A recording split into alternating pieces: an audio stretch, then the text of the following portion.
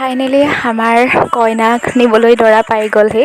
এইফালে দৰা আহি হোমৰ ওচৰত বহিলেহি।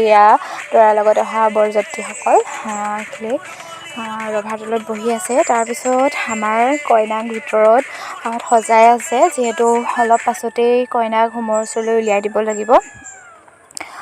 বহুত নিয়ম থাকে হোমৰ ওচৰত, সেইখিনি নিয়ম কৰিব লাগিব। তাৰপিছত তাই কইনাৰ মোমায়েক আহি পেলাই তাইক হোমৰ ওচৰলৈ উলিয়াই নিলে।